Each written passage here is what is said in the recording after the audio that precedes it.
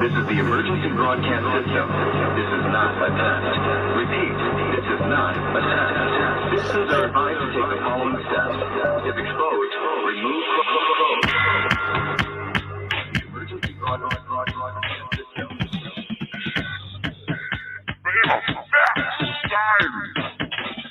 Podcast for the curious mind. I don't know what that means. Broadcasting live from a German-made microphone deep within the multifamily bunker. I am Corey Hussing here with Devin DeLapp. Hi, how's it going? Happy Sunday, Devin. Hi. Yeah. I'm doing great. I know, right? Nice night of sleep. All ready for we've got a special guest that has come on our show. But before that, little ad read from Break Is your Fix Bros. computer acting like your New Year's resolution? Broken? Then call Break Fix Professionals. Break Fix Professionals will scan and clean your system for free. That's right, free. And no credit card is required. But that's not all. They are your go-to source for all your misfit PC needs. Windows or Apple? Well, it doesn't matter. It doesn't. To Break Fix Professionals, call now at 605-951-9898 or learn more at breakfixpros.com. Break Fix Professionals. If you can't fix your New Year's resolution, at least fix your PC. I think I would have fixed it by now. The thing is am I waiting for it to be irrelevant for New Year's before I actually do the new? I should just do a new ad read, different theme. Are you there, Devin? Yeah, I'm listening. I don't think that's bad. I mean, it's up to you if you want to change it up. Maybe March. It's a little late in March to be doing a New Year's show, don't you think? I see what you're saying. Yeah. That's maybe update it. Is your heart broken? We should have done one for Valentine's Day. Oh yeah, you should have. Didn't even think about that. All right.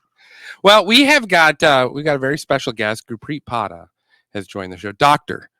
Padda has joined the show. He's a graduate from the University of Missouri, Kansas City Medical School. He has served residencies in surgery and anesthesia. He's board certified in pain medicine, anesthesiology, and age management. Here's the reason why I was very interested when I saw him on the podcast guest list. In his bio, and it's just a few paragraphs long, so stay with me. But this is what I thought was interesting. He said, in past, society viewed alcoholism, drug addiction as moral flaws. Popular treatments involved imprisonment, sentencing to asylums, and of course, church-guided prayer. Now, not surprisingly, these methods were in general ineffective. Today, we understand that addiction is a brain disease characterized by fundamental and long-lasting changes. Like other chronic diseases, addiction can be managed successfully, and modern treatments are based on scientific research, enabling people to counteract addiction's powerful disruptive effects on the brain and behavior to regain control of their lives. Treatment is firmly based on conventional neurochemistry and behavioral psychology, but based upon the individual patient's paradigm. Treatment options may include multidisciplinary techniques, such as psychedelics, ketamine therapy, EMF fields, use of hormesis, I don't even know what that means, nutritional programs to reduce neural inflammation. I was doing so good up to that point. Fascia disruption to uncover latent emotional roadblocks and many more. So I was, because there's a serious opioid addiction in today's world. Like I don't know when it started. Probably back in the 90s, maybe earlier. Anyway, well, let's ask the expert. Dr. Padda, thank you so much for joining our show. Thank you. I appreciate it. I hope I didn't bore you too long there. No, I loved it. So now how long have you been doing medicine for? Or I guess not medicine, but in the medical field. So I started medical school when I was 17. I'm 58 now. So I graduated when I was 22, 23. So what, almost 30 years? Why medicine? What was the push? I love biology. there's a lot of stuff I love, but I mean, I love biology, I love biochemistry, and it was fascinating. But I started my world off in rehabbing houses when I was 14 and 15, and I started my world in construction. And so I Really? owned my first construction company when I was 14. Congratulations on getting out. And a big chunk of my business world is in real estate. And but I've been an entrepreneur and a hustler since I was a baby.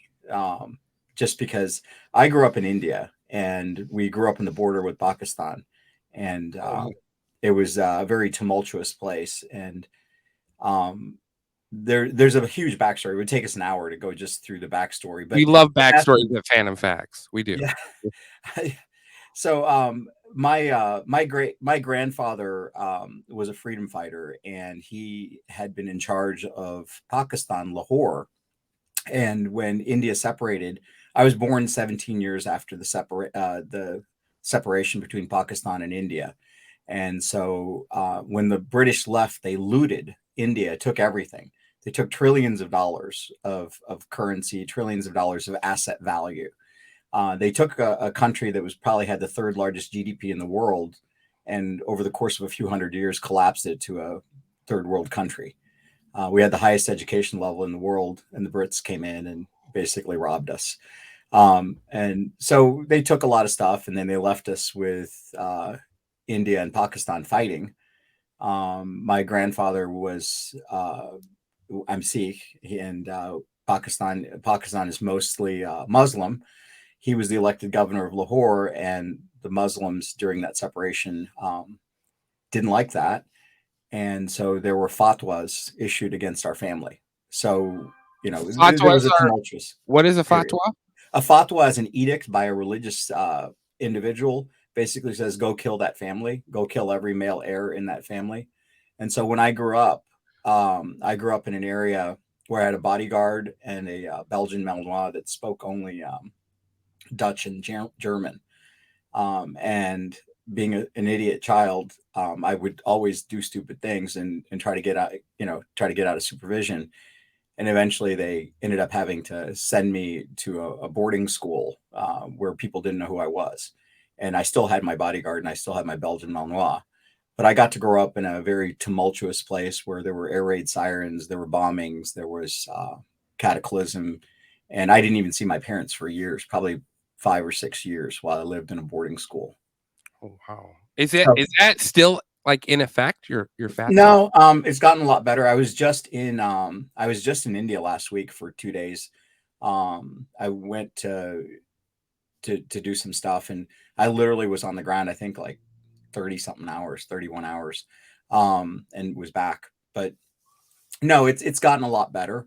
In India also economically has improved tremendously since I was young. When India had, at the time that I was in India as a child, they were experimenting with communism. And so in order to buy anything, you had to have the government give you a permission, a chit that said you could buy something or do something. And as a child, I knew that I couldn't do stuff that I wanted to do. And I knew that even though you could buy a car or you could buy something that was big like a tractor, I knew that my family struggled to do it because they didn't have those chits, which were governmentally controlled. And so, it's that concept of top-down economics. The government ended up essentially experimenting with communism, failed utterly, and then went straight to capitalism and has done very well. It's doing the exact opposite of what we're doing in the United States. We're headed toward communism, and we'll quickly realize that a top-down economy doesn't work. That's a show for another day. Yeah. So anyway, that was my backstory. So I loved being a capitalist. I came to the U.S., lived in the urban core. How old were you when you came to the U.S.? 9. 9. Lived in the urban core. Couldn't speak much English and use that to my advantage because I have bad ADHD and I could pretend like I didn't speak English. And so I could cause all kinds of mischief. But I also went door to door selling greeting cards. I knew it. Yeah. So I sold door to door greeting cards to people in the urban core of St. Louis. quickly realizing the first concept of business, which is even if you sell it, collect the money first. Because I would sell these door-to-door greeting cards that were customized for the person for Christmas. And by the time Christmas came and the cards came, and I went to go collect the money from, you know, Shaniqua or whoever it was, or whatever particular name was on there from the family of, they were long gone, or they didn't want to pay. And so then I had to eat the cost. And so that quickly brought me to, from the sales concept of understanding that, to trying to cut people's grass and trying to help out people fix up their houses, and then hired a team of people. And by the time I was 14, 15, I had a crew of 4 or 5 working for me, and they would drop me off at high school because I couldn't drive. And so I had these people that were in their 40s and 50s working for me. And so I loved business, but I loved computers. And I loved science. And so eventually an inflection point came that I had to make a decision. What was I going to do? And being a good Indian child, because your parents want you to go be a doctor, I ended up liking being a doctor too. So I did that, but I still did my computer stuff. I still did my other stuff and continue to do that stuff. So we've got a couple million square feet of multifamily commercial and retail space. And then He's got a lot more than me. It's fun. I mean, it's a blast. He's a unicorn of doctors. He's got his hands in every field available. But I'm an entrepreneur. I mean, at the end of the day, I'm entrepreneurial. And so I always look at, what are the problems I see in front of me, and how do I fix that problem? What can I see? And so I ended up being in surgery, got a little bored, and ended up doing anesthesia because it was very complex from an intellectual standpoint. After a while, I did pediatric anesthesiologist. I'm sorry? I got a buddy who does that. He's an anesthesiologist. Yeah, it's a blast. But he loves it. Yeah, it's intellectually just awesome. But then I ended up, after about 12 years as a pediatric anesthesiologist, I decided that I wanted to do more. Instead of impacting one patient at a time, I wanted to impact large groups of patients. So I used my skills, did adult pain, and then I spread from there into figuring out why people have pain. And at the same time, I realized there was a huge epidemic of addiction. And at the same time, I realized there was an epidemic of obesity. And then I was trying to put all that together. And that's where I ended up, is dealing with what's the common nexus between pain, addiction, obesity, diabetes. What's 2/3 of U.S. healthcare budget? Why do people have all this stuff? And so, go ahead. That's where I'm at. That's what I treat now, which is metabolic inflammation. What age were you when you made this transition from surgeries to switching? I was probably I made the surgery transition quick. Like I got smart fast, because I was at Cook County Hospital in Chicago doing trauma, and it just happened to be during the nursing strike, and all the Filipino nurses quit. And so that left me as an intern managing reams and reams and reams of patients, and doing IVs and doing chemotherapy infusions, and cleaning out wounds, and having never left the hospital for about 3 months at a row. Coming back to my car and finding homeless people living there. I quickly realized that as a surgery person, as a surgery resident, and that I was never getting to go home, but the anesthesia residents were. So I was like, maybe I'll do that instead. And this is real boring, changing wounds. And so I did the anesthesia. So I learned that quick. Then the pediatric anesthesia, it took me about 12 years before I transitioned from that into pain. And then about 4 years when I started to getting a decent mastery of that, so I could say, okay, these are other things I need to explore. I mean, I feel like you mentioned pain and opiate addiction as 2 of the 4 things you mentioned, obesity and diabetes, the other 2. Yeah. But I feel like pain and opiate addiction, those sort of go hand in hand. They can. It's not uncommon. So all mammals, in fact, I would tell you all mammals, everything from elephants to dolphins, any in any kind of higher creature, they all have issues with a desire to get out of their heads. It's a hedonic drive. And so elephants will eat rotten fruit so that they can get high and drunk. Dolphins will touch each other with puffer fish to get the toxins from it. There's all kinds of crazy stuff. Animals will find patches of mushrooms so they can use them to get out of their heads to experience another reality.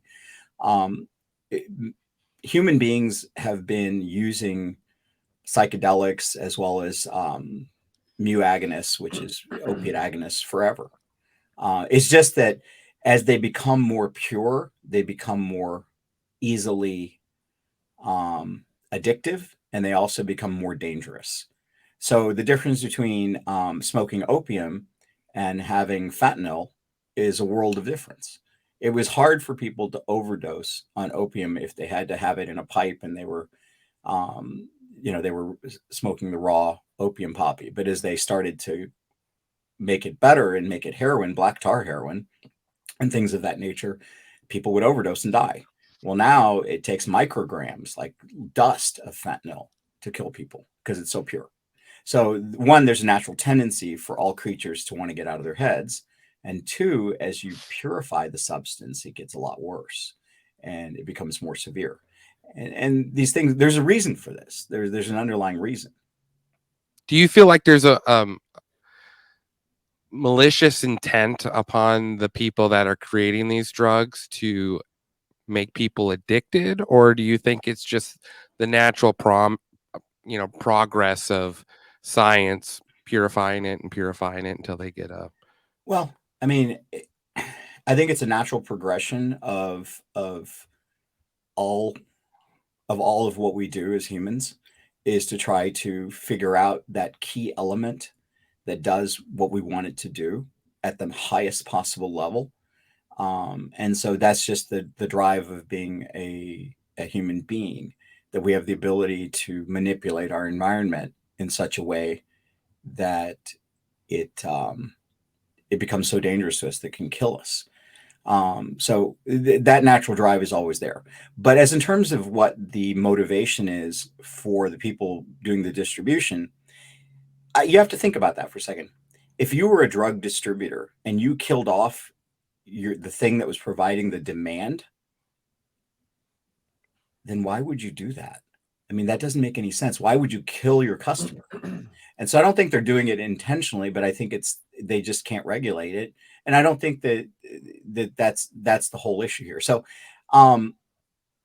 it's the chemical compound causes an effect. That effect is not necessarily an addiction. And people always say, oh, the chemical compound is the addiction. Let me give you an example so that we're on the same page, because I view addiction maybe a little bit differently. Yeah.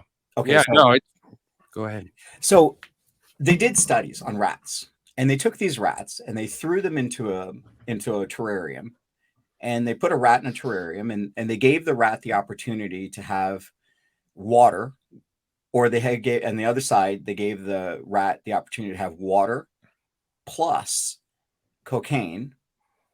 And the rat kept going to the cocaine water, eventually just overdosed on the cocaine water and died. And they said, oh, if you give rats cocaine, they overdose and die. So if you give them an opportunity to have this drug, they're going to overdose and die. Okay, well, kind of made sense. That was our initial neurobiology experiment. They also did the same thing with morphine, found the same exact thing. What's more interesting is they did an experiment that gave the rats the option of water, sugar water, or cocaine, and they went to the sugar water first. And they just until it ran out. And then they went to the cocaine. But they wanted cocaine the water more than they wanted the cocaine, which explains this whole obesity thing. So that tells you there's a hedonic drive, there's a dopaminergic drive to get there. And so purely based upon that experiment was our initial foray into why do people get addicted? So we made an assumption, you give them the opportunity and they're going to do it. But that's not the real case. So in the Vietnam War, 20 to maybe perhaps up to 40%, it was probably 25%, but people have said it could be 40%. In the Vietnam War, 20% plus of the people that were in combat were daily using heroin. And Nixon did not want to repatriate these people because he didn't want a bunch of heroin addicts walking the streets of the United States. He was in opposition to that. And so there was this whole initial push of how do we keep people off of heroin? How do we prevent them from using heroin when they repatriate? And they set up this whole system, and they set up a governmental monitoring system and an anti-addiction board and all this other stuff. And they brought the people back. They brought them back, and only 5% of them used narcotics in the United States, which is very similar to the underlying rate of narcotic use in the United States. So what happened? Why were they addicted there, but not addicted here? And so that brings about the second rat study. So they took another group of rats and they said, okay, we're going to make this aquarium bigger and we're going to put some toys in it. We're going to put other rats that are kind of sexy and let them hang out with them. And we're going to give them an opportunity to drink water or cocaine. Well, they tried the water, they tried the cocaine, and they left the cocaine water and said, we don't want that. We want to have sex with the other rats. We want to play on these toys. We want to play all day with our friends. They ignored the cocaine the cocaine usage, and they lived. And none of the rats used the cocaine. So that was the issue. It was the loneliness issue that was underlying it, which is one of the fundamental problems of addiction that's misunderstood. Underlying a lot of this addiction is tremendous fundamental loneliness. And if you don't get to that, you can't really help the addiction. And our neurobiology model, frequently people just say, oh, take this Suboxone or take this drug, and they totally forget the other components that are leading to the underlying addiction, which is depression, loneliness, anxiety, social connectedness. And then also the things that predispose you to that is the neuroinflammation, the severe inflammation in our human brain now. So like that makes a lot of sense, because when you get that way, a lot of people just want to escape, and the best way to escape is drug use or whatever, you know what I mean? Yeah. So if I give you, I'll give you another rat model. So because it's easy to talk about rats, nobody gets pissed. So another rat model is they took all these rats and they gave them the standard American diet versus a wild diet. And the standard American diet has something very interesting in it. It has vegetable oil. And vegetable oil, which is an omega-6, has all kinds of interesting properties that lead to severe inflammation. But they weren't studying that part of this diet. What they wanted to study was the release of oxytocin in the brain of the mother rat. Oxytocin is the love associated hormone. with It's the thing that allows you to connect from one person to another. And it's a thing that when a mother looks at her baby at the distance between her nose and her breast, and she's looking down at her baby, it's released in gigantic amounts. It's bonding. When you meet somebody that you like, your oxytocin levels go up. It's a bonding hormone. Okay. Well, in these rats, there was no oxytocin if you gave them vegetable oil. So it prevented them from bonding. It created loneliness. And then that created epigenetic factors so that the next progeny of rats, even though they weren't exposed to that much to that much vegetable oil, they changed their genetics so they weren't producing oxytocin anyway. And so as you went sequentially down this genetic line, they produced less and less oxytocin. So if you bring this back to vegetable oil and you think about it for a second, a lot of our dramatic increase in vegetable oil happened in the 1970s, right around the time that Nixon took us off the gold standard, right around the time that canola was introduced. It was around 1971. It was right around the time the American, the nutritional dietary guidelines kicked in. So was that by mistake, all of this happening at once in your opinion? There's a website called WTF 1971 that has a lot more information on it than I'm going to share with you here. But there's an interesting thing. I mean, the reason why we went off the gold standard is that we had to close the gold window. We didn't have a choice. We had been running on fumes for a while, and we had to convince the American public to give up their gold, and promising them that, they were going to get the highest, best value for it. And so we seized their gold essentially, because that was an independent way for them to have a currency. But I mean, between going to the gold standard and then the dietary guidelines. Yeah, It's, you know, it's everything is based on incentives. So if you tell me the incentive, I'll tell you the outcome. If your incentive is that I start, Ansel Keys is one of the doctors who had the diet heart hypothesis. And he essentially said that eating traditional food with saturated fat from meat was bad, and you should instead avoid fat. And at the same time, you can eat all the sugars you want. That's why we always had this low fat food. And the more low fat food you have, the worse the worse your inflammation, the worse your obesity. And so there's that. And then there's also the concept of the dietary guidelines are used to help in creating subsidies to large food agricultural production facilities. So we produce a lot of corn, which turns into high fructose corn syrup, which is itself a problem. I mean, we could spend an hour just talking about high fructose corn syrup, but so that's part of it. You produce these food subsidies that rewards the farmer, and the food distributors distribute the food, and then you use food stamps to give to the people to go buy the subsidized food. And all of a sudden you have this circle of processed and hyper processed food that people consume that we know is very damaging to them because it has high amounts of sugar and high amounts of vegetable oil. The other thing you got to realize is that vegetable oil, omega-6, if it becomes rancid, you can't tell. You actually have taste buds that actually favor rancid vegetable oil. Whereas if you have an omega-3 that goes rancid, which is fish oil, you won't even be in the same room with it because it smells like rotting dead fish. You don't want to be anywhere near it.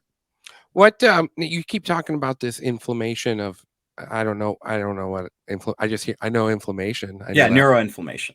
Okay, all right. What does that entail? Neural inflammation. I just think swelling of the brain. That's no, it's much more than that. So neuroinflammation is just a generic term. It just means a hyperactivation of the entire inflammatory cascade in your brain.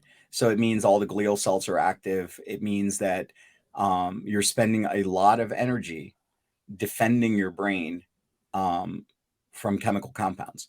And when it does that, there's a high amount of glutamate that gets transferred. It's a neurotransmitter. Glutamate also happens to be found in a lot of Chinese food. And that glutamate is a neurotoxin, and it kills off certain sets of cell bodies. It also affects your hippocampus, so it prevents memory formation, and then it increases your risk of cognitive impairment. So like Alzheimer's and things of that nature. Alzheimer's is really type 3 diabetes. It's diabetes of the brain. So that's why we have this huge Alzheimer's rise now, because people are more and more insulin resistant, and they're starting to get not only diabetes, but they're getting diabetes of the brain as well. Does it also work with like lack of production of milk to a new mother? It might. There's some stuff with that, but I don't know if there's enough with that. And I mean, it does have other factors that is very interesting. It radically reduces fertility rates in subjects that are exposed. So you get this vegetable oil stuff and this inflammatory stuff. If you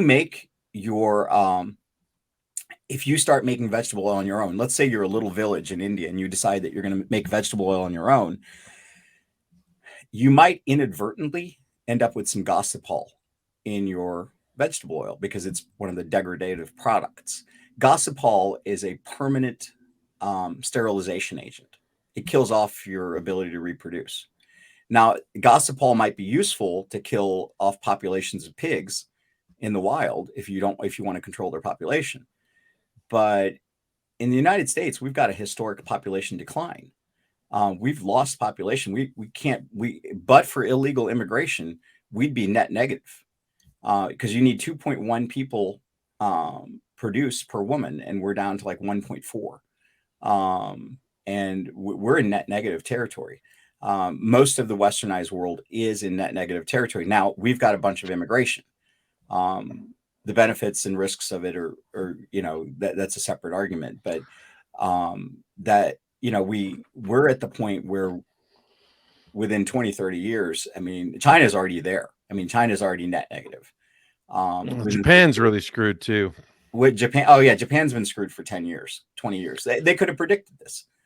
I mean, but wouldn't you say that's more? I mean, that's economic influence though too, because it's expensive to raise. I have 4. Yeah, and it costs a lot. And I understand there's a lot of people I talk to, they only have 1 or 2 because they're like, I can't afford to have any more. Well, that's part I of mean, it. that adds on to it, right? That's part of it, but it's also sperm count. So the average sperm count's reduced by about 65, 70%. And we're at a critical amount of sperm. 40 million sperm per milliliter is a critical amount. We used to be at 90 to 95 million on average. And last year we were at about 45 million. And that's directly related to dietary intake. And I just did a presentation on sperm count. And then, this also brings about this whole thing of, why is that? Why is it that we've got this radical decline in sperm counts? Why is it our fertility rates are going down? And then you start to wonder, is there something associated with intrauterine effects on the uterus and environmental exposures? If you start to dig into that a little bit, you start to get concerned that we have these environmental obesogens, things in the environment that make us fat, which also are endocrine disruptors. They screw up your endocrine system. So they make male embryo more feminine, and they make female embryo more masculine. And so then you start to look at transgender communities, and you'll notice that the traditional family, the traditionals, the people that, grew up in the 40s, have about a 3 to 5% incidence of transgender. Whereas the Gen Zs, sequentially, generation after generation, if you look at it, it has gone up. And there are people that are estimating it could be as 25% of the population, could be as high as 50%. And so that's an environmental change. That's not a genetic change. There's been some sort of exposure. And then there's something called the anogenital distance, which is the distance between, it's the taint. It's the distance of the taint. And the shorter the distance of the taint, the more feminized the subject is. And so that's an issue. So you want a large taint. Yeah, and so they measured that on polar bears. That's awesome. Which are they're alpha predators. Hey Richard, I got a job for you, bro. They had to anesthetize them first because they weren't willing. And so the polar bears, I missed out on they were measuring their testicle volume, and they were measuring their taint distance. And they found out that sequentially, because they're the alpha predator, they're consuming all of the things that are consuming the things that are consuming the things that are consuming the pollution. They're finding that there's high concentrations of pollution in the alpha predator polar bear, and their testicle volume is going down, and their sperm volume is going down. So that's just environment. Well, environmental exposure. It's chemical exposure. And so we've got the same thing for humans. We know that. So we have chemical exposure, and then our food is also exposed. Well, that's where our chemical exposure is. Oh, I see. I see what you're saying. Yeah, it's in what we're consuming. There is some airborne pollution as well, but it's not as big of a deal. In other countries, it's way higher. Like soot rates in India are, 100x what they are here.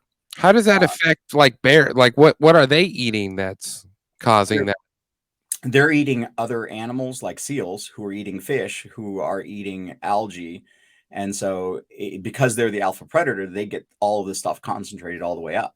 So if you eat the liver of the thing that you just ate, it's concentrating all of the environmental toxins into the liver. Well, if that ate the previous liver of the thing that it ate, then that's concentrating all of those things. And so by the time that you get to the alpha predator, which is you and me and everybody else, we're eating all the things that ate the other things. And so we're getting a super concentrated form of toxicity. And also a lot of the herbicides, pesticides cause significant mitochondrial damage. Glyphosate especially is one of the ones that we know has significant issues. And these subsidies that help support the production at the base root, you know, when you're talking about like farming. Yeah.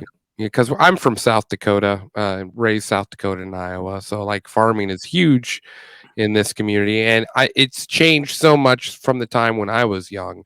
The height of the corn on July 4th is, you know, now ridiculous compared to where it was when I was growing up.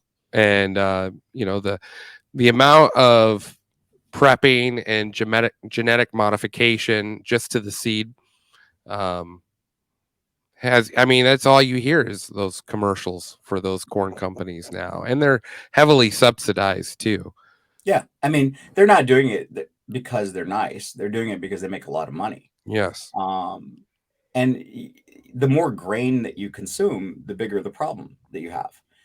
You have to, you know, we have this agenda in the United States of consuming more and more grain based upon our dietary guidelines, based upon our food pyramid, which I fundamentally believe may have some issues, because the underlying issue with a grain consumption is that there are very few humans that actually tolerate grains very well.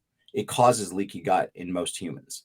A leaky gut is where the gap junctions between cells fall apart when they're exposed to gluten and gliadin.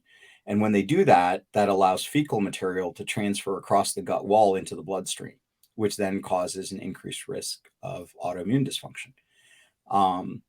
You know, that's part of it. So certainly we have a ton of grain and we have more leaky gut. We also have more autoimmune disorder.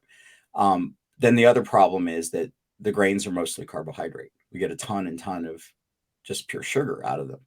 And we refine these grains to make high fructose corn syrup. So high fructose corn syrup is an interesting compound. Normally, when you think of sugar, you think of glucose, right? I mean, you've heard what glucose is. Well, sugar, table sugar, is not glucose. Table sugar, which we think of sugar, is a disaccharide. It's two sugars. It's one fructose and one glucose bonded together, and that's a disaccharide.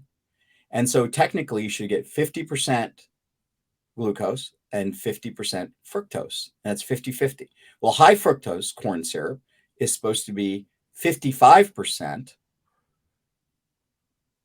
fructose, 45% glucose. But the high fructose corn syrup that we're getting in our sugar sweetened beverages is way higher than that. It's like over 60%. So why would the agriculture company spend extra resources to make a high fructose corn syrup? Why spend that extra resource? And so that makes you then think, well, what's going on here?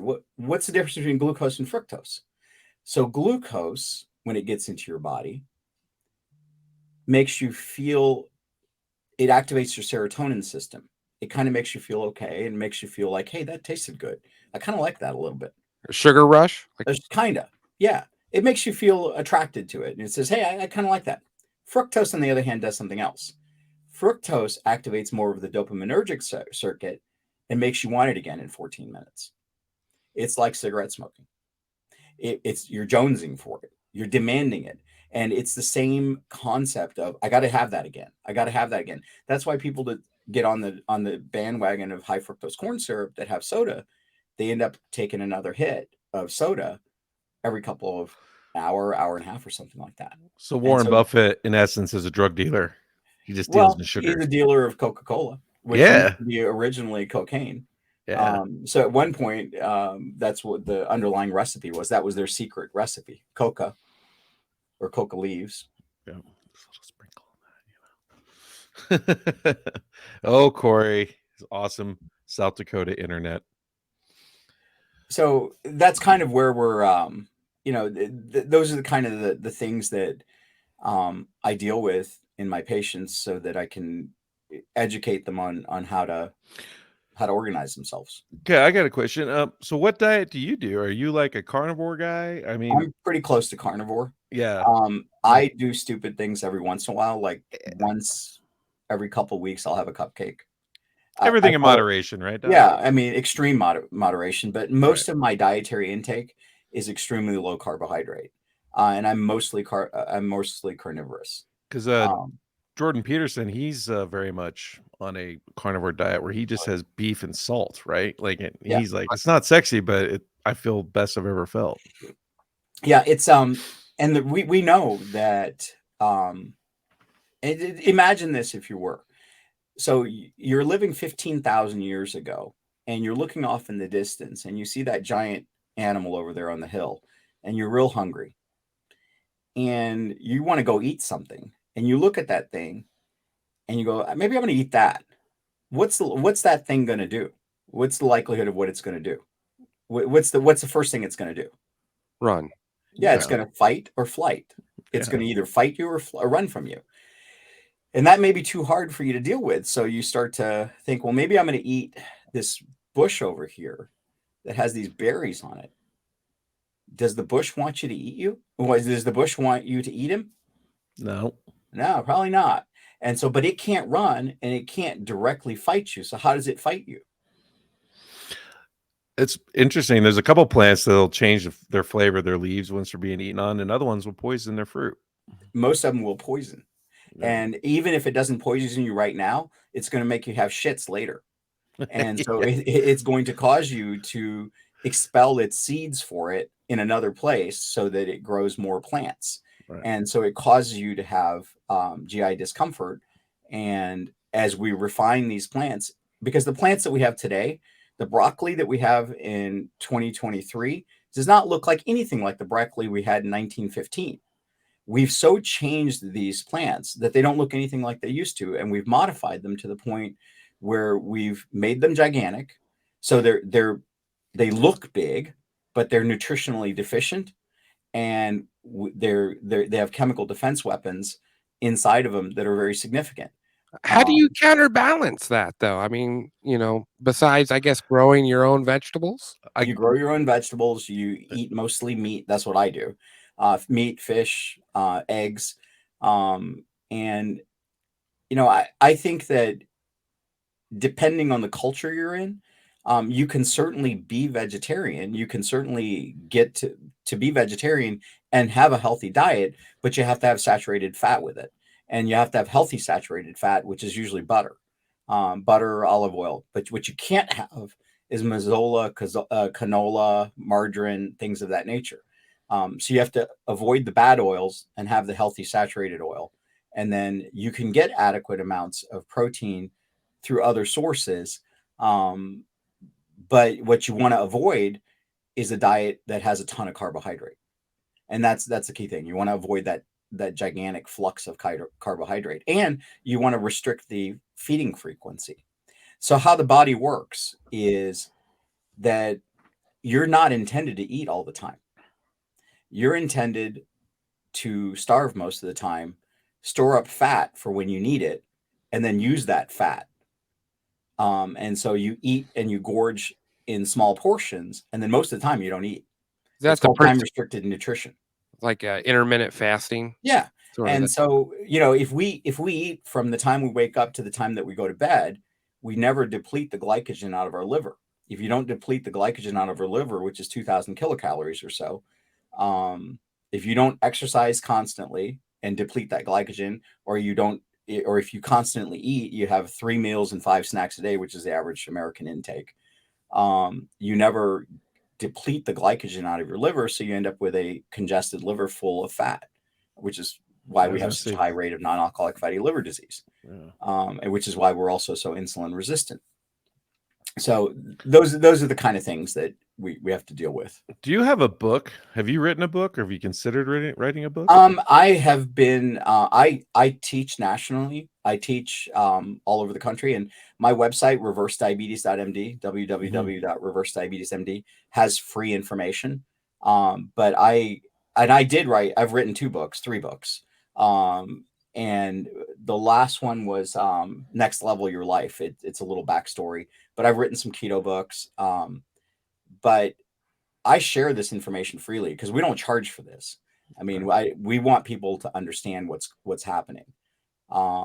I'm also on the board of directors of a bunch of different professional societies where we try to encourage a change in eating in the United States. It's 2/3 of healthcare expenditure in the U.S. I mean, if we fix this one problem, we save 2/3 of healthcare expenditure. Do you know why we got food subsidies in the first place? No. I have no idea. Okay. So we got food subsidies because of the Dust Bowl in Oklahoma. And what was happening is that the Southwest of the United States was starving to death. And we had been through some wars and we were afraid of more war. But about half the people that were being recruited into the army had sarcopenic wasting. They had lost their muscle and they couldn't function and they were malnourished. So we started to ship food from the Northeast down to the Southwest.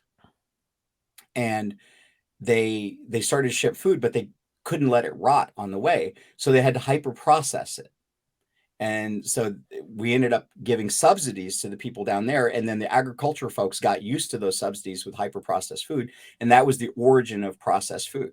It gets more interesting after that, but that's the origin. And now what we have is a whole different thing. Now what we've got is the malnutrition of excess, where we have too much food and people are way overweight. And now the number one reason why people came home from Gulf War, from Desert Storm and Gulf War, was because of obesity and obesity-related illness. And the number one reason why people can't get enrolled into armed forces is because of obesity and obesity-related illness. Yeah, they actually loosened the restrictions on it. Yeah, because they didn't have enough people. Yeah, like they made it where you can have 22% body fat now and get in. When I was in, it was 18. Yeah, and it was like the limit. And if you're and you also had to do a certain number of pull-ups. Yeah, and they don't require that now. It's a hang. So if you can hang there, then we're gonna get our ass kicked, Corey, next morning. So that's kind of the issue. I mean, there's more to it, but you gave the example of the rats, and when they've given the three choices between water, sugar water, and cocaine water, they emptied the sugar water first. Yeah, and it just sort of feeds the idea that we're addicted to these foods that have no nutritional value. Naomi asked a question. I like to get through. So got a lot of questions. Thanks for. She says, I like to think that when a person is struggling with addiction, they are struggling with self-worth as individuals worth the gifts this earth has to provide. But I mean, is it a cycle? I mean, this addiction is also psychological, right? Like a person has low self-worth. Oh, absolutely. That's the whole problem with addiction. Addiction is not just a compound. It's an addiction in the process of things. It's in the addiction of the emotional aspect of the creature, of the subject, the rat. It's more than that. As I told you, loneliness is a huge problem in this. In humans, we associate it with other things, economic issues, self-identification issues, and all kinds of other things that we put in there. But it's more than the substance. Just because you got fentanyl sitting on the table doesn't mean you're going to run over and go snort some fentanyl or try to shoot it in your vein or lick it or put it on your tongue. Some people go, I don't do drugs. That's not me. That's not my personality. And they've made that's a shift for them that says, hey, that's not what I do. There's a lot of people that go to the grocery store and they don't buy a bottle of liquor every time they pass the aisle with liquor in it and get drunk and lay on the floor, even though it's freely available, because that's not their personality. And so that's part of it. It's certainly the exposure of the drug is something that's, a necessary precedent, but it's not the whole thing. I mean, you're pretty much talking about a whole body cleanse of detoxing from just about everything, between how you eat to how you deal with your own personal depressions or, mental illness. I mean, I would think this rise in mental illness has something to do with the food people are consuming. Yeah, there's Stephen Gundry did some stuff, and I think Dr. Palmer, Palmer, just wrote an amazing book on this. He's summarizing a lot of information on how food impacts schizophrenia, how food impacts depression, how food impacts anxiety. He and I have spoken on the same stages. He's an amazing speaker. Palmer, I think, is Robert Palmer. I think is his last is the guy. It's just an amazing book, and we've known this for a long time. He just happened to put it all together in a good place and summarized it. But there's food definitely impacts your brain health, and that's something that is a low hanging fruit. It's something easy to fix. You may not be able to fix your poverty right away. You may not be able to fix your genetics. You may not be able to fix a lot of things in the world, but hopefully, if you can fix your food, and then things can incrementally improve one thing over another over time. And so that's kind of the approach that we end up taking. Do you see a lot of the medical field switching to this realization, or No, not yet. I think it'll take us another 5 or 10 years. The thing is that in medicine, we hold on to our beliefs and our cherished presumptions for a long time. We don't like to give up what we learned in medical school. That's issue one. Issue two is that most of the medical education that we have is driven through the pharmaceutical companies. So if it's not a drug, and it's not like something that they can sell, you're not going to see a lot of education about it. And it's not the first line then that physicians think of. And what I'm talking about doing, what we do, is a radical difference, because we have to spend time with our patients, and we may not get paid by anybody to spend time with the patient, to coach them and say, hey, these are the things that we have to go through. About half of my patients have PTSD. And, in order to manage PTSD, you just can't like throw some drugs at them and go, oh, here you go. Here's some drugs and good luck. And because there's a lot more to it than just the medication management. There's a lot of coaching, and there's a lot of neurobehavioral change, and there's subtle things that you can do. I have a lot of my veterans that have PTSD volunteer in a wolf sanctuary, because one alpha predator recognizes another alpha predator, and both of them are on hyper alert, and they befriend each other, and they watch out for each other's environment. I also, a lot of times, for people that aren't veterans, will encourage them to get a dog that they can work with at home at night, that watches out for them, so it will alert them if there's a noise. Because sleep disturbance is a big problem with this. So I have them sleep in a dark, cold room that's pitch black, and have the dog in there, and the dog is their comfort animal. And so you have to think outside the box, outside of the medications. Well, it seems like the medical field is how many patients can you see today? Well, that's the way it's designed. Yeah, that's the way it's designed. And so that's what makes it a challenge. When I was going to school for electrical work, the textbook was sponsored by Southwire, which was a tool company. Yeah. And there was literally one lesson in there that was just a advertisement for every tool they sold.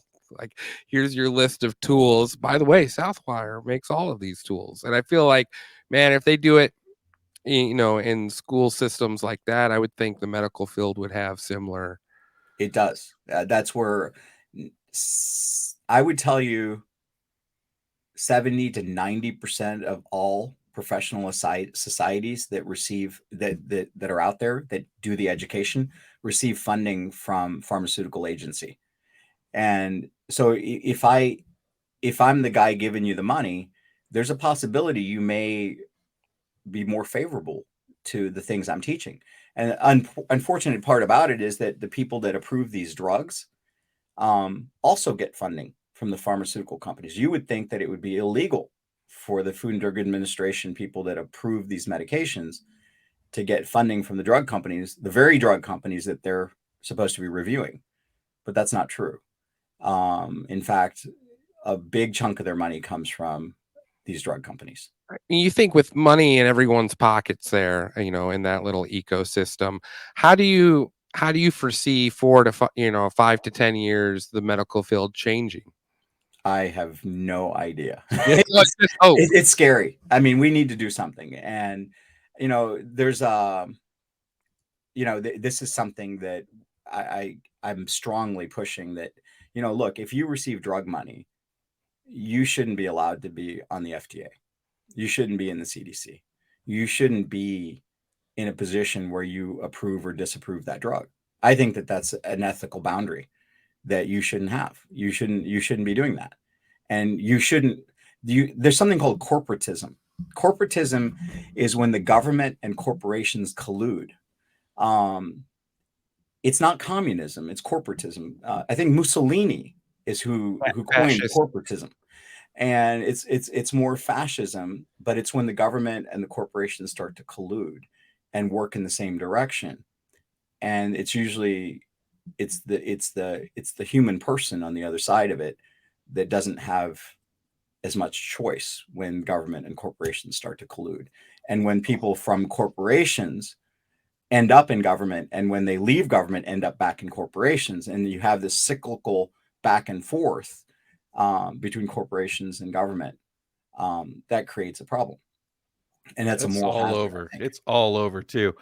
Especially when you start talking about like the Federal Reserve System, the Treasury system, the bankers bouncing back and forth between that. Yeah. But also in my town here, I just got a letter for garbage. Okay, we decided we're gonna go with one trash company, and it's gonna be like $80 a month or something. But you can opt out of it and use who you want. But then you have to pay the city $11 a month just for the privilege of using someone else and not paying $75 a month. Because I only pay like $35 for mine. And I'm like, this is jacked up on a major level. Yeah. Then you get Spike Cohen in here and we get all those council members blasted on freaking Facebook. It's scary. I mean, it's one thing with trash, which is still, but it's scary when it's medical, because you go to your doctor and for the most part you're hoping to get fixed whatever's wrong with you, or make sure nothing is wrong with you. But I mean, by the way you're describing it, it sounds like most of the medical field, either they know, but they're overwhelmed by taking on such a structure, or they don't know and they're just proud they ace their pharmaceutical test. I don't know. Well, I mean, so the first medical schools were started by pharmaceutical companies because they needed high-powered salespeople to sell their drugs. And the easiest way to do that was to influence a cadre of people. And so that was the first origin. That was the sponsoring. And almost all medical schools have significant sponsoring. I'm not saying it's an inherent evil, but it's a problem that you have to be very careful. And you don't want to have a situation where that drives the personal decision of your physician, that says, "Oh, so and so rep came and visited me. I think you need a statin today, because I'm going to write for this statin." I mean, you want your physician to do everything that they can to keep you off of medications, and not medication be the first solution. Don't you feel though that is what they're trained, is the first solution is? Well, it's the easiest solution. It's the easiest because it's easy to write a prescription and it's hard to spend the time to counsel, cajole. And patients also want a simple fix. I mean, they don't want the fix of, oh, you got to change your diet. Oh, you mean I got to spend time at this? I don't want to do that. I want to go through fast food drive-through. My brother-in-law's a doctor, and he talks about that all the time. He's like, he gets real annoyed because he's a super healthy dude. Works out. I mean, he's awesome. But he talks about that and how frustrated he gets that his patients, they don't want to do the other stuff. They just give me the quick fix pill. That's all I really want. That's all they really care about. Everybody wants it fixed today. And I do too. I mean, don't get me wrong. I want my stuff fixed too. But I also have to take a look at the long term of it. And sometimes that's not as easy. Well, it's created a culture, right? We've had pharmaceuticals in our lives for forever. Centuries. I mean, we've had pharmaceuticals forever. It's called the witch doctor, bud. Drink this little cocktail I just made. It's a potion. You're gonna be okay. It's How no do you mercury, but don't worry about it. It's shiny. I mean, I guess there's always going to be types of people like that in every profession, but like it sounds like something that has to start on a just basic educational level. I think it Yeah. has to be started on. So if it was me, I look at incentives, and I think that you're not going to change the supplier side. I don't think that the pharmaceutical company is going to wake up tomorrow going, I don't think we should make as much money. Yeah, no. I think that we should limit what we produce and only make things that are healthy for people that improve the health of the population instead of we want to make the most amount of money for our shareholders. I don't think that's going to happen. And I don't think that that's going to happen immediately anyway. But what you can do is have the consumer say, hey, look, I'm not going to put up with this. And I expect a real solution. I recognize that I've been fed a pack of lies on what dietary intake should be. And I want people to help me and go to the physician and say, look, I've heard about this. Let's talk about it. And that's how if enough people do that, there'll be enough physicians that go, hey, I want to talk to you about this because there are people looking for this solution. And that's how you fix that economic issue.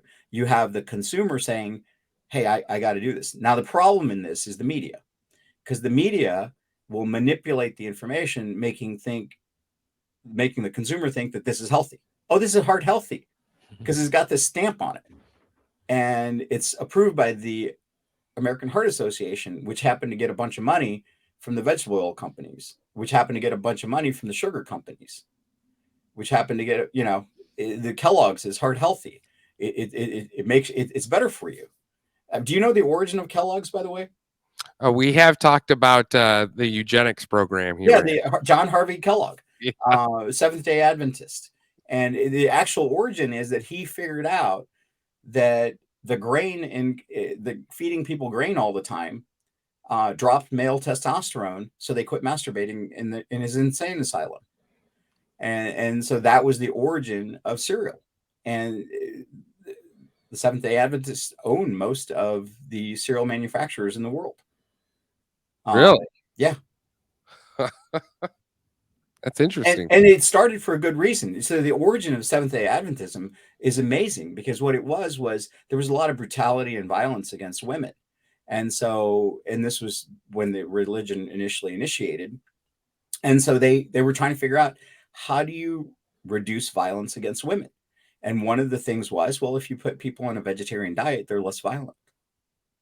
And that was essentially the origin. That's why a lot of our nutritional associations are funded and co-sponsored and taught by the Seventh-day Adventists. It's on their website.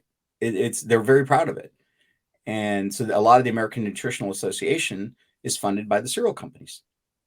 It's a phantom fact right there, Dr. Padda. Yeah. Love it. Thank you. That's interesting. I mean, I guess you would think at some point this corporatism, this union between the government and the corporations, especially in the food industry, would have to butt heads because the government wants to keep a population too, right?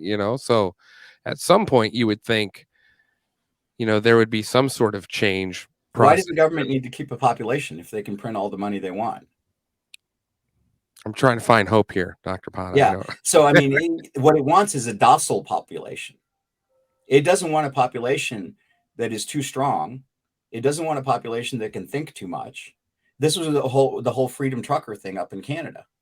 I mean, it does not want a population that might oppose anything. It wants a population that's compliant. And I understand that. I mean, we all want people to listen to us. But it's not that it doesn't want a population because it can, the reason why you have a population is because you want to have productivity or you want to be able to generate revenue. And but if you can manufacture your own money, then you don't have to worry about that anymore. You just need resource. You just need a human resource. Yeah.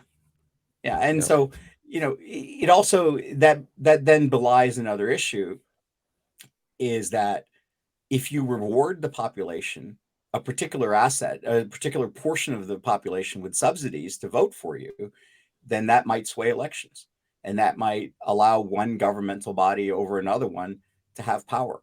And so these are all things that are moral hazards when you start pumping out money and sending out rewards. It doesn't feel very comforting. I think at the end of the day, America is probably the best country out there. There's no doubt in my mind. I'm a crisis investor. I've been all over the world. I go into areas that are just utter crisis. And I've been in places in war zones getting shot at. And, this is still the best country on earth. There's no doubt in my mind. So we just have a few things to tweak, but I think that the people have to wake up. They have to wake up to the fact that, they're not supposed to be completely docile. We have a saying in Sikhism that our job is Sikhs, our middle name is Singh, Singh, which means lion. And all Sikhs have the same middle name. And your job as a Singh is not to wake up the sheep, it's to wake up the sleeping lions. Because you can't wake up a sheep. You can't turn a sheep into a lion. You're not going to do that. So you got to wake up the sleeping lions because they will be able to help you. And so that's what we need to do. I like that. Yeah, that's a good way to end the show.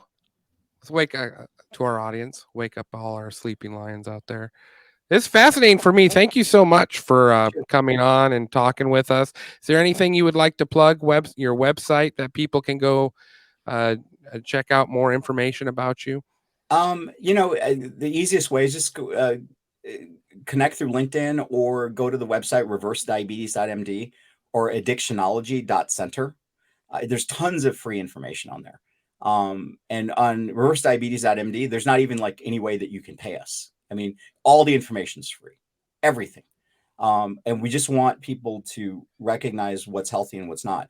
And you can go on the other YouTube areas and look at some of the lectures that I've recently done, especially when it comes to how dietary intervention that we've had is changing our metabolism such to the point that we're more and more likely to participate in things like the metaverse, and how it's changing our gender roles and it's changing our attention spans. We've gotten to be a TikTok nation where our attention span is down to like less than that of a goldfish. It used to be like 19 seconds, 20 seconds, and now it's like less than 5-point-something seconds. And that's primarily driven through the casino effect of social media. And so there's all those lectures and stuff, and people may find them interesting, and just they can always reach out, and I'm happy to chat. Dr. Padda, we would love to have you on the show again. Thank you so much for joining us. Sure, absolutely. Yeah, thank you. That was Dr. Gurpreet Padda. Well, I mean, man, He's my people, it's what a great guest. I felt like, man, I could talk to him for hours. Yeah. I wanted to ask him, is that way vegans are like, so fucking crazy? But I was gonna let him down. I guess it got a lot more vegetable oil in them too, so maybe it kind of. They don't eat any of the they eat all the bad shit, bro. Yeah. I mean, I'm just saying, everything in moderation, I'm sure. It's like, fuck the vegans. We all get it. I agree. Yeah, I love it. I don't know. I think he's right though. It's a lack of it's the only way you're gonna get it to fix is through self-awareness of the consumer. Well, and we're a herd mentality, and we need accompaniment and people and friends and put ourselves out in group settings.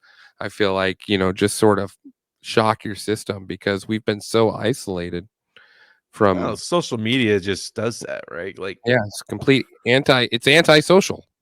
Yes. I mean, you can hang out with your friends if you want to online, or you're like, you know what, I'm gonna go fuck off for a while, and you don't really do anything. Like my kids are that way. Like, I'm like, get out of the house, go do something, and they're like, no, I'm fine. Friday night, they're fucking all home by like 9:30, 10, if they go out at all. And I'm just like, man, I tore up the town when I was your age, bro. Yeah. Like, lucky if I've made curfew. You know what I mean? But we also didn't have social media like they do now, where you're just connected to your friends all the time. It was really that's really the most genius invention to make a group of people docile with social media. Well, I mean, Really, people, they can sit there and they moan. you and could bitch. argue that, people that meet at a brewery and drink, that's social, but yet they're still all feeding an addiction. Yeah, that's true. But I mean, think about like, the last time I saw it was when Pokemon Go came out. And I remember in our small town just being like 30 kids in one area. And I mean, that's sort of how I remember being young. It's just, it was sort of cool to see, but it lasted a summer and then it was over, everyone was back indoors and stuff. But We were watching, so yesterday we decided to just kind of do like a movie thing, got some fucking cheese and caramel fucking popcorn that you can mix together and like some chocolate Raisinets. And believe it or not, I was like, hey, we should watch Twilight, I know. I love those movies, are not bad, bud. don't you? But anyway. No. Yes. Those movies are not bad. I love them. Ah, Anyway. that's the real second one- Phantom fact of the day. The second one is sus. It's like, man, we all agree The second first one's not one that is good. sus. Ah, she loves That's her all she butt does the whole time. Oh, bet. She can't talk Whoa. with a complete Whoa. sentence without So- pauses and stuff. But anyway, Okay. give me up a train of thought. Oh, in it, like, remember when Twilight came out in the early 2000s? Tens. Phones still really, like, I don't think the iPhone was invented yet for the No. first movie. No, iPhone was And invented so on- in it, like, her mom's on a pay phone or she's always on a fucking house phone, stuff like that. There's no social media in that movie at all. Like, if you want to call someone, you better go find a fucking telephone. You know what I mean? She when she goes to the bookstore to find like the research about like the Quaaludes versus the cold ones kind of deal, she had to go online and go to like maps and download the directions and write the address down for that place so she could find it. I was like, that's how it used to be, kids. You had to go to your computer to get directions. There was nothing that would tell you how to get there. It was real interesting to see that. And it wasn't that long ago. No, it wasn't. It's an adaptation thing, right? You can't hide it from them. You got to teach them how to not ruin their lives, type of deal. Exactly. That's what I've tried to do that with my Oh kids. my God, Chris Mays. She is awesome. That was like one of her first movies too, if I remember right. She's not awesome. You don't like Anna Kendrick? No, she's why? She's too liberal for you or something? She's just garbage. No. Wow. Well, you're just trying to piss May off. Is what you're doing. All right. Hey, I didn't think we came across too stupid in that interview. You asked some killer questions, by the way. Yeah. Yeah, it was good. It was good shit. Proud of you guys. Proud of you, Devin. Oh, thanks. I do. See, okay. there it goes. No, it's I okay. had nothing. Thanks to Chris May, Naomi, and Sunshine for all being in the comment section, lighting that up. It's just full of stuff. So sorry we couldn't get to everything. Next week. Big show next week. March 1st. Well, yeah, no. I don't think we're going to have a show till March 1st, which is a Wednesday night show. Special Wednesday night show to have Joel Souza on to talk about Lilith the Leviathan. We might do a Toppies on a Sunday. Just Lilith the Leviathan. What is that? yeah, it's so these are ancient Hebrew creatures that are talked about in the Hebrew Bible, and were never included into the Bible translations we have to today. And so Lilith, there's a whole, she was created before Eve and went rogue. So it's one of those. And then Leviathan is, to my understanding, a huge sea monster. And there's other mythical creatures mentioned in the Bible. So Joel Souza is going to enlighten us on that one March 1st. I'm excited about that one. We'll probably do a Toppy Sunday. So we'll see you next week. Have a good weekend, everyone. Bye.